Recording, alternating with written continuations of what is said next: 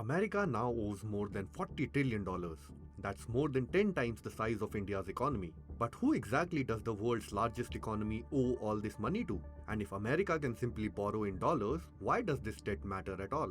First, where does the debt come from? Just like any government, the US collects money through taxes and spends it on everything from pensions and healthcare to defense and infrastructure. But when it spends more than it earns, it has to borrow the difference.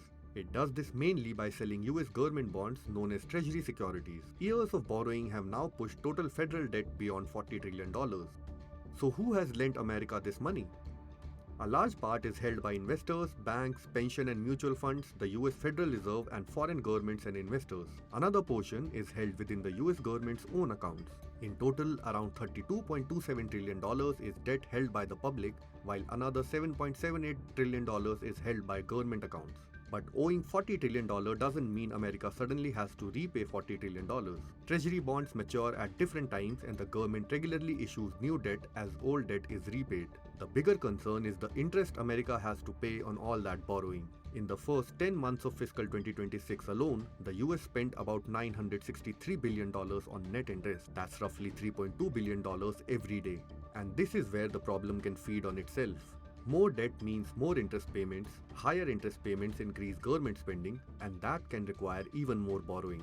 The Congressional Budget Office expects annual net interest costs to rise from around $1 trillion in 2026 to $2.1 trillion by 2036. So could America run out of money? That's not the immediate risk. The US borrows in dollars, the world's dominant reserve currency, and US government bonds are among the most important financial assets globally. That gives America an extraordinary ability to borrow, but it doesn't make debt costless. The more Washington spends servicing old debt, the less room it has for other priorities or for responding to future economic crises. So $40 trillion isn't a countdown to bankruptcy. The real warning is simpler. America's debt keeps growing, and keeping that debt going is becoming increasingly expensive. Follow Business Standard for more such stories.